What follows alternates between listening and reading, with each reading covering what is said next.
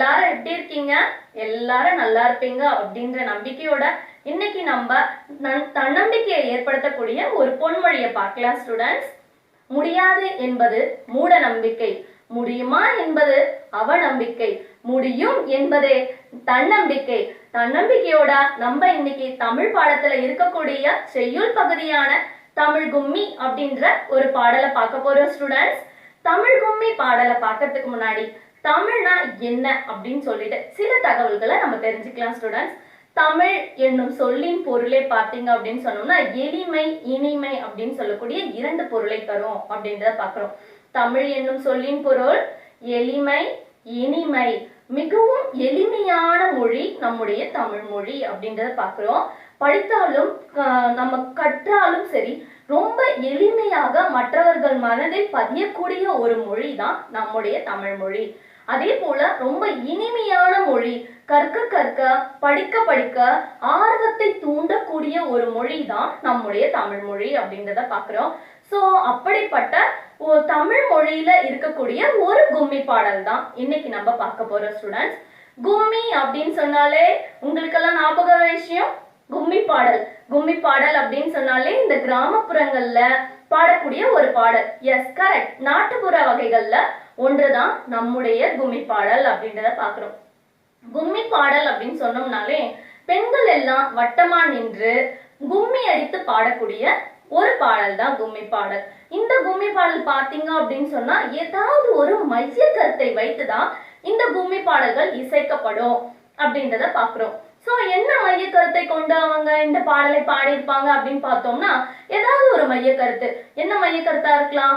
மழையை பத்தி இருக்கலாம், இல்ல ஒரு கடவுளை பற்றி இருக்கலாம், இல்ல ஒரு விவசாயத்தை பற்றி இருக்கலாம். ஏதாவது ஒரு மைய கருத்தை வைத்துதான் இந்த கும்மி பாடல்கள் இசைக்கப்படும் அப்படின்றத பாக்குறோம். அது மட்டும் இல்ல, இன்னைக்கு இந்த கும்மி பாடல் எந்த மைய கருத்தை வைத்து பாடப்படுகிறது அப்படின்னு பார்த்தோம்னா தமிழை மைய கருத்தாக கொண்டுதான் இந்த கும்மி பாடல் பாடப்படுகிறது அப்படின்றத பாக்குறோம். சோ அப்படிப்பட்ட தமிழோட சேர்ந்த கும்மி பாடலை தான் இன்னைக்கு நம்ம பார்க்க போறோம் அப்படின்றத பாக்குறோம். இந்த கும்மி பாடல் பாத்தீங்க அப்படின்னா நாட்டுப்புற வகைகள்ல ஒன்று அப்படின்னு சொல்றோம். கும்மி பாடலுக்கு எது இசையாக அமையும் அப்படின்னு பார்த்தோம் அப்படின்னு சொன்னோம்னா பெண்கள் வட்டமா நின்று அவர்கள் கைகொட்டி கும்மி அடிக்கும் போது ஏற்படக்கூடிய அந்த வளையலின் ஓசைதான் இசையாகவே அமையும். இந்த கும்மி பாடல்களுக்கு இசையா அமையும் அப்படின்றத பாக்குறோம். சோ அப்படிப்பட்ட கும்மி பாடலை நீங்க கேளுங்க. அதுவும் உங்களை போன்ற 6ஆம் வகுப்பு படிக்கக்கூடிய உங்களை போன்ற மாணவர்கள் தான் இந்த பாடலை பாடியிருக்காங்க. இந்த பாடலை பாருங்க. பார்த்த பிறகு இந்த பாடலுடைய பொருளை பற்றி நம்ம பார்க்கலாம் ஸ்டூடெண்ட்ஸ். தன்னன்னம் நானினம் தன்னானே தனம் தன்னன்னம் நானினம் தன்னானே தன்னன்னம் நானினம் தன்னானே தனம் தன்னன்னம் நானினம் தன்னா கொட்டுங்கடி கும்மி கொட்டுங்கடி இளங்கோதை ஏற கும்மி கொட்டுங்கடி நீலம் 8 திசையிலும் செந்தமிழின் புகழ் எட்டிடவே கும்மி கொட்டுங்கடி தன்னன்னம் நானினம் தன்னானே தனம் தன்னன்னம் நானினம் தன்னானே தன்னன்னம் நானினம் தன்னானே தனம் தன்னன்னம் நானினம் தன்னானே ஊழிப்பழநூறு கண்டது வாம் அறிவு ஊற்றெனும் நூல் பல கொண்டது வாம் பெருமாளி பெருக்கிற்கும் காலத்திற்கும் முற்றும் அழியாமலே நிலை நின்றது வாம் ஊழிப்பழநூறு கண்டது வாம் அறிவு ஊற்றெனும் நூல் பல கொண்டது வாம் பெருமாளி பெருக்கிற்கும் காலத்திற்கும் முற்றும் அழியாமலே நிலை நின்றது வாம் தன்னன்னம் நானினம் தன்னானே தனம் தன்னன்னம் நானினம் தன்னானே தன்னன்னம் நானினம் தன்னானே தனம் தன்னன்னம் நானினம் தன்னானே கொட்டுங்கடி கும்மி கொட்டுங்கடி இளங்கோதை ஏற கும்மி கொட்டுங்கடி நீலம் 8 திசையிலும் செந்தமிழின் புகழ் எட்டிடவே கும்மி கொட்டுங்கடி தன்னன்னம் நானினம் தன்னானே தனம் தன்னன்னம் நானினம் தன்னானே தன்னன்னம் நானினம் தன்னானே தனம் தன்னன்னம் நானினம் தன்னானே பொய்யகற்றும் உள்ள பூட்டிருக்கும் அன்பு பூண்டவரின் இன்ப பாட்டிருக்கும் உயிர்மை புகட்டும் மேன்மை கிட்டும் இந்த மேதினி வாழ்வழி காட்டிருக்கும் தகற்றும் உள்ள பூட்டிருக்கும் அன்பு பூண்டவரின் இன்ப பாட்டிருக்கும் உயிர்மை புகட்டும் மேன்மை கிட்டும் இந்த மேதினி வாழ்வழி காட்டிருக்கும் தன்னன்னம் நானினம் தன்னானே தனம் தன்னன்னம் நானினம் தன்னானே கொட்டுங்கடி கும்மி கொட்டுங்கடி இளங்கோதை ஏற கும்மி கொட்டுங்கடி நீளம் 8 திசையிலும் செந்தமிழின் புகழ் எட்டிடவே கும்மி கொட்டுங்கடி தன்னானே தந்தன தன்னே தாரண தந்தன தானே தன்னானே தந்தன தன்னே தாரண தந்தன தானே தன்னானே தந்தன தன்னே தாரண தந்தன தானே தன்னானே தந்தன தன்னே தாரண தந்தன தானே. தமிழ் கும்மி பாடல் பாத்தீங்களா ஸ்டூடெண்ட்ஸ்? தமிழ் கும்மி பாடல் வந்து மனப்பாட பகுதி கிடையாது. தமிழ் கும்மி பாடல் உங்களுக்கு எல்லாம் ரொம்ப பிடிச்சிருக்கும் அப்படின்னு நினைக்கிறேன். இந்த தமிழ் கும்மி பாடலுடைய பொருளை பார்க்கறதுக்கு முன்னாடி தமிழ் கும்மி பாடலின் ஆசிரியர் பத்தி பார்க்கலாம்.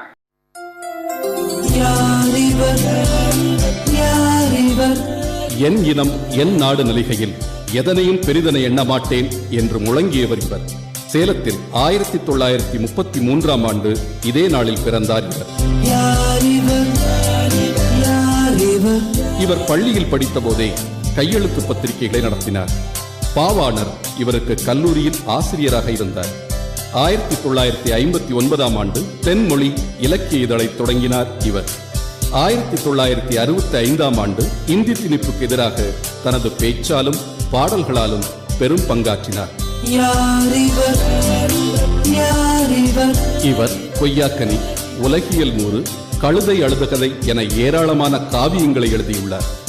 மத்திய அரசு பணியிலிருந்து விலகி முழு நேரமும் தமிழ் தொண்டாற்றினார். தமிழ் தேசத்தந்தை, பாவலரேறு என்று அழைக்கப்படும் இந்த அறிஞர் யார்?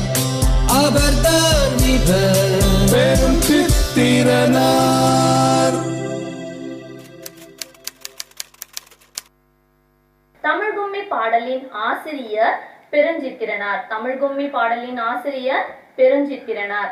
இவருக்கு சிறப்பு பெயர் அப்படின்னு சொல்லிட்டு பாவலரேறு அப்படின்னு சொல்லக்கூடிய ஒரு சிறப்பு பெயரும் உண்டு அப்படின்றத பாக்குறோம். பாவலரேறு அப்படின்னா என்ன மிஸ் அப்படின்னு கேட்கலாம். மற்ற மொழி கலப்பு இல்லாமல் தமிழ் உணர்வையும் தனித்தமிழையும் ஊட்டிய பாவலர் என்பதாலதான் இவருக்கு சிறப்பு பெயரான பாவலரேறு அப்படின்னு சொல்லக்கூடிய ஒரு சிறப்பு பெயர் கொடுக்கப்பட்டிருக்கு அப்படின்றத பாக்குறோம். இது மட்டும் இல்ல, அவருடைய இயற்பெயர் பாத்தீங்க அப்படின்னு சொன்னா மாணிக்கம். பெருஞ்சித்திரனாருடைய இயற்பெயர் மாணிக்கம். இயற்பெயர் அப்படின்னு சொன்னோம்னா தந்தையும் தாயும் இவருக்கு இட்ட பெயர் தான் இயற்பெயர் அப்படின்னு சொல்றோம். இவருக்கு சிறப்பு பெயர் பாவலரேறு அப்படின்னு சொல்லக்கூடிய ஒரு சிறப்பு பெயர் உண்டு. இது மட்டும் இல்ல, இவருக்கு பல பெயர்கள் இருக்கு அப்படின்றத பாக்குறோம். என்னென்ன பெயர்கள் அப்படின்னு பார்த்தோம்னா அருணமணி, பாவலர் அப்படின்னு சொல்லக்கூடிய பல பெயர்கள் இருக்கு அப்படின்றதையும் பாக்குறோம். அது மட்டும் இல்ல, இவர் பல நூல்களையும் எழுதியிருக்காரு அப்படின்றதையும் பாக்குறோம்.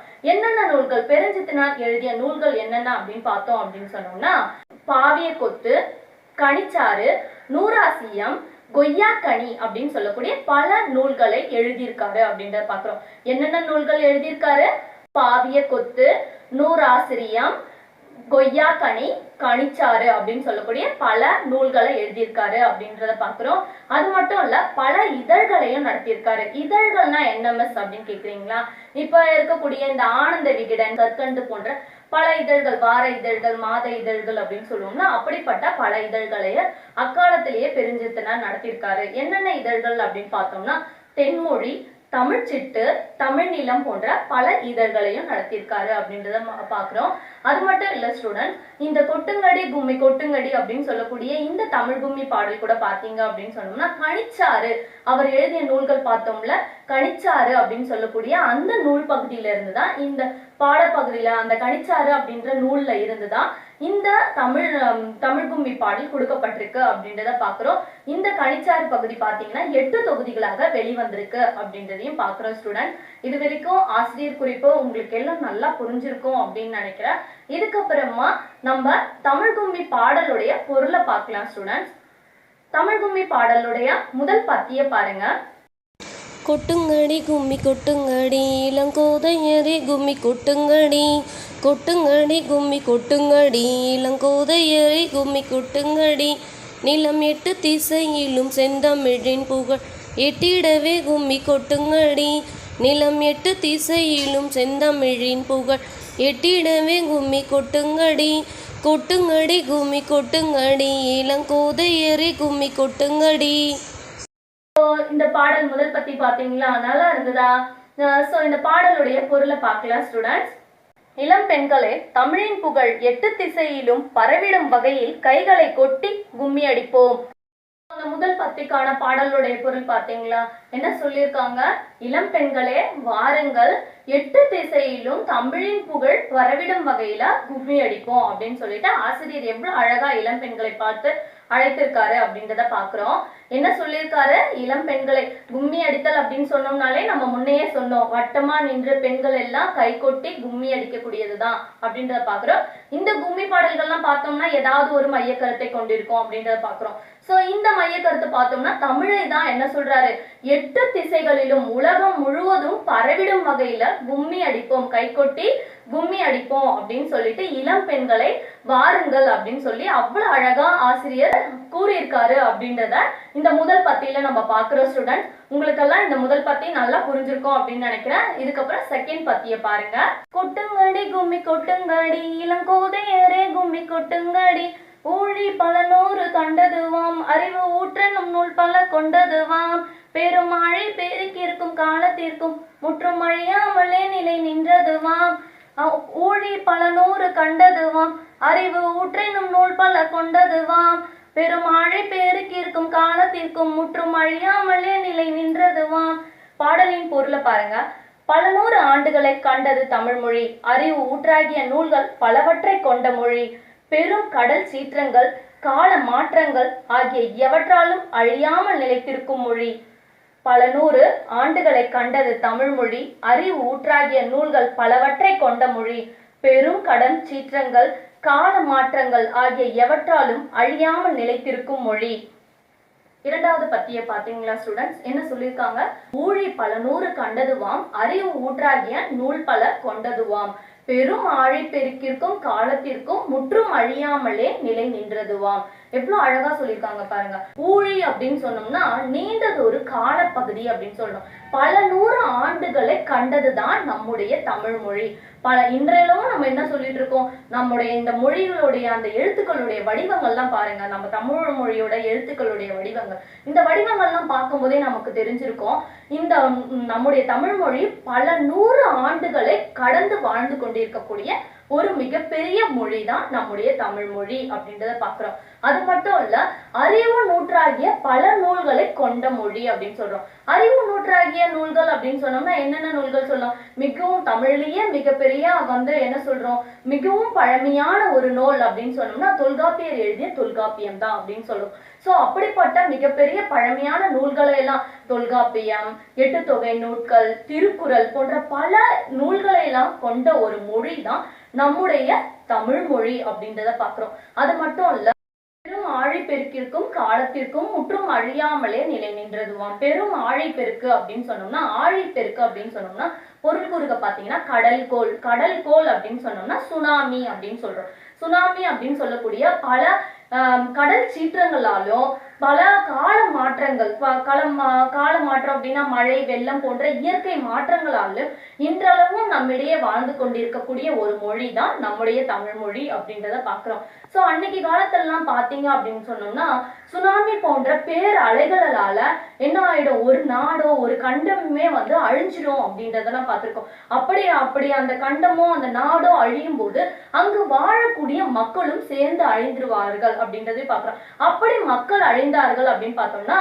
அங்கு இருக்கக்கூடிய மொழியும் அழிந்திடும் அப்படின்றதான் பாக்குறோம். சோ இதைதான் காரணம் காட்டுறாங்க. இப்படி பல கடல் சீற்றங்களையும் பல கால மாற்றத்தையும் கொண்டு இருந்தாலும் கூட இன்றளவும் நம்மிடையே வாழ்ந்து கொண்டிருக்கக்கூடிய ஒரு மொழி தான் நம்முடைய தமிழ் மொழி அப்படின்றத பாக்குறோம்.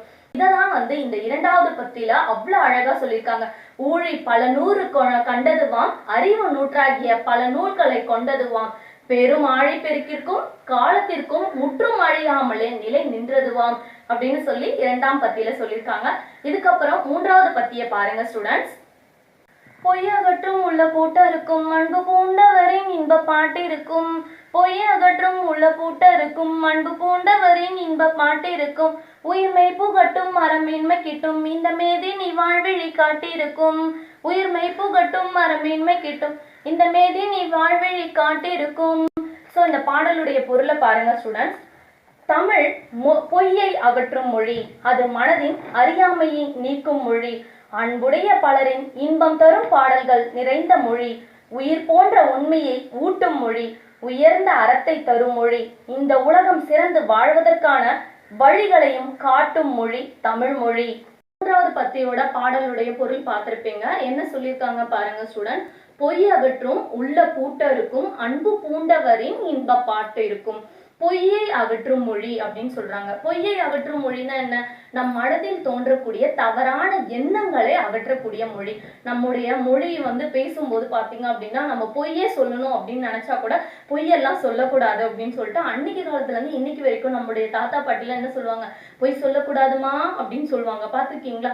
ஸோ அந்த மாதிரி ஒரு உண்மையை நம்முடைய மனதுல தோன்றக்கூடிய தவறான எண்ணங்களை நீக்கக்கூடிய ஒரு மொழி தான் நம்முடைய தமிழ் மொழி. பொய்யை அகற்றும், தவறான எண்ணங்கள்ல தோன்றக்கூடிய பொய்யை அகற்றக்கூடிய ஒரு மொழி. பொய்யை அகற்றும் உள்ள பூட்டருக்கும். உள்ள பூட்டருக்கும் அப்படின்னு சொன்னோம்னா அறியாமையை, உள்ளத்தில் தோன்றக்கூடிய அறியாமையை நீக்கக்கூடிய மொழி. அறியாமைனா என்ன? எது சரி, எது தவறு, எது உண்மை, எது பொய் அப்படின்னு சொல்லக்கூடிய எல்லா விஷயங்களையும் எல்லா செய்திகளையும் என்ன பண்ணுமா? ஆராய்ந்து அறியக்கூடிய ஒரு மொழி. உள்ளத்துல தோன்றக்கூடிய அறியாமையை நீக்கக்கூடிய ஒரு மொழி. எது தவறு, எது சரி அப்படின்னு சொல்லிட்டு ஆராய்ந்து அறியக்கூடிய ஒரு மொழி தான் நம்முடைய தமிழ் மொழி அப்படின்னு பாக்குறோம். பொய்யை அகற்றும் உள்ள பூட்டருக்கும் அன்பு பூண்டவரின் இன்ப பாட்டிருக்கும்.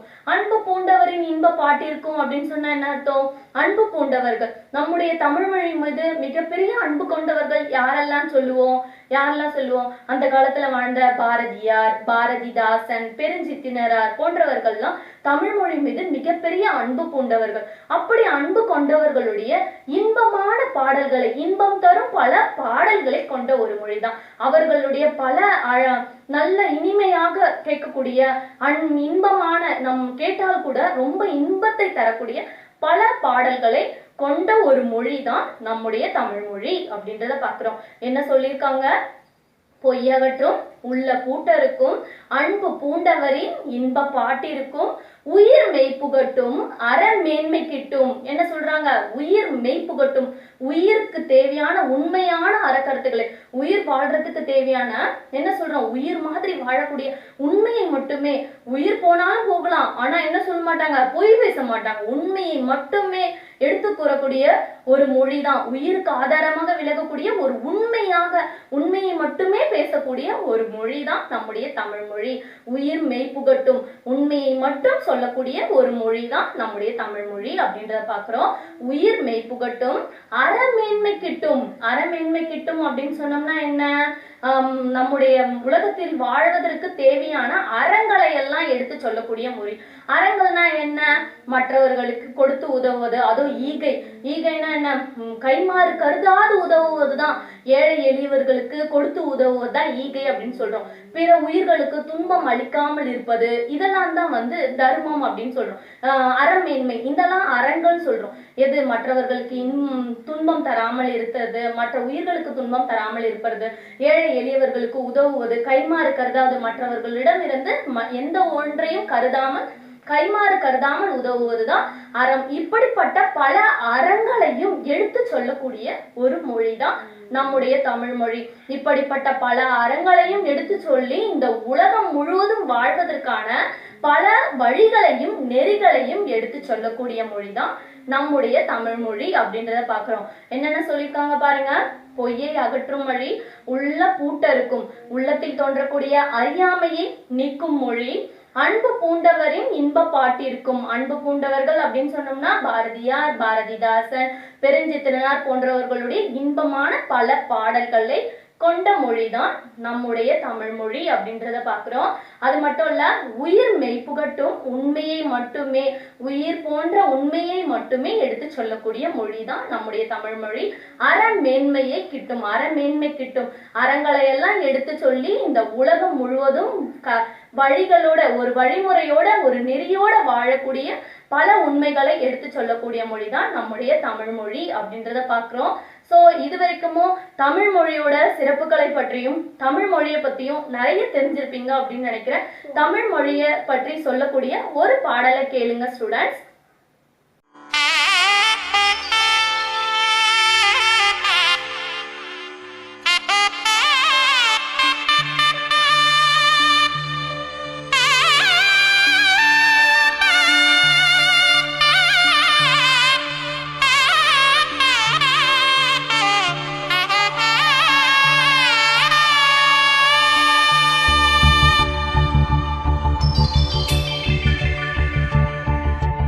உயரம் தீண்டு எம் உயிர் தமிழே, இமயம் தாண்டு எம் தாய் தமிழே, பல மொழி மேகங்கள் பிரசவித்த எம் தாய்க்கடலே, பல கிளை கலைகளை பரப்பிய எங்கள் தேன்மரமே, எம் தாய்மொழியே, தேன்மரமே எங்கள் தாய்மொழியே.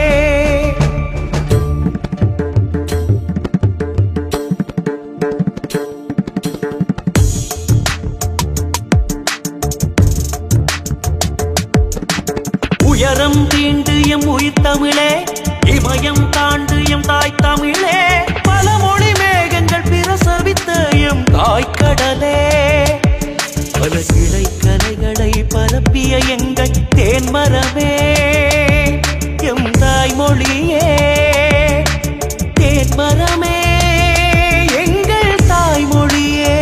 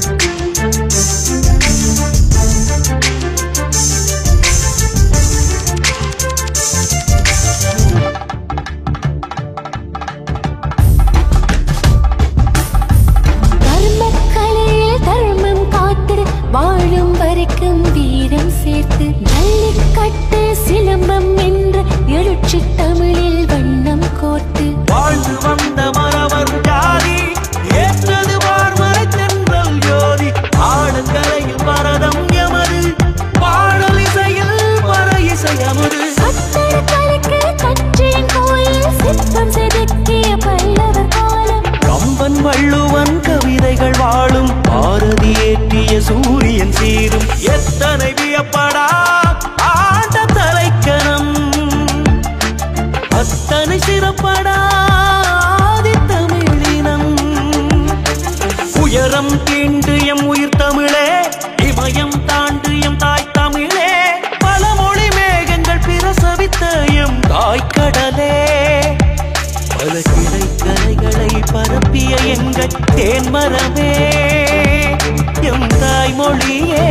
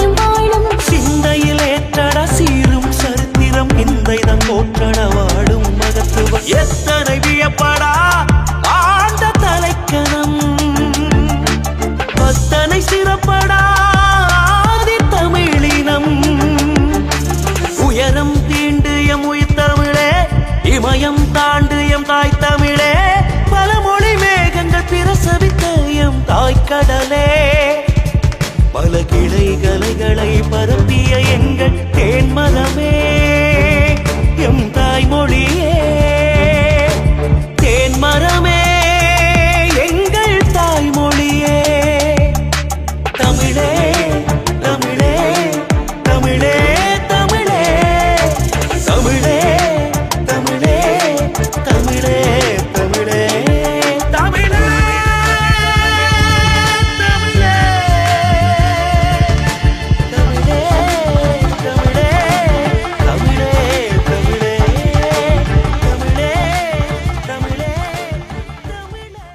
இந்த பாடல் எல்லாமே உங்களுக்கு நல்லா புரிஞ்சிருக்கும் அப்படின்னு நினைக்கிறேன். இதுக்கப்புறமா தமிழ் கும்மி பாடல்ல இருக்கக்கூடிய புத்தக பயிற்சிகளை தொடர்ந்து பார்க்கலாம் ஸ்டூடெண்ட்ஸ். புத்தகம் பேஜ் நம்பர் 7. புத்தகம் பேஜ் நம்பர் 7. சரியான விடையை தேர்ந்தெடுத்து எழுதுக. தாய்மொழியில் படித்தால் டேஷ் அடையலாம். தாய்மொழியில் படித்தால் டேஷ் அடையலாம். ஆப்ஷன்ஸ் பாருங்க. பன்மை, மேன்மை, பொறுமை, சிறுமை. மேன்மை. தாய்மொழியில் படித்தால் மேன்மை அடையலாம். தாய்மொழியில் படித்தால் மேன்மை அடையலாம். தகவல் தொடர்பு முன்னேற்றத்தால் டேஷ் சுருங்கிவிட்டது. தகவல் தொடர்பு முன்னேற்றத்தால் டேஷ் சுருங்கிவிட்டது. மேதினி, நிலா, வானம், காற்று. தகவல் தொடர்பு முன்னேற்றத்தால் மேதினி சுருங்கிவிட்டது. First one is the answer அப்படின்றத பார்க்குறோம். தேர்ட் ஒன் பாருங்கள். செந்தமிழ் என்னும் சொல்லை பிரித்தெழுத கிடைப்பது டேஷ். செந்தமிழ் என்னும் சொல்லை பிரித்தெழுத கிடைப்பது டேஷ். ஆப்ஷன்ஸ் பாருங்கள். செந்த் கூட்டல் தமிழ், செம் கூட்டல் தமிழ், செம்மை கூட்டல் தமிழ், செம்மை கூட்டல் தமிழ். செந்தமிழ் என்னும் சொல்லை பிரித்தெழுத கிடைப்பது செம்மை கூட்டல் தமிழ். பொய்யகற்றும் என்னும் சொல்லை பிரித்து எழுத கிடைப்பது. பொய்யகற்றும் என்னும் சொல்லை பிரித்து எழுத கிடைப்பது டேஷ். பொய் ப்ளஸ் அகற்றும், பொய் ப்ளஸ் கற்றும், பொய்ய ப்ளஸ் கற்றும், பொய் ப்ளஸ் யகற்றும்.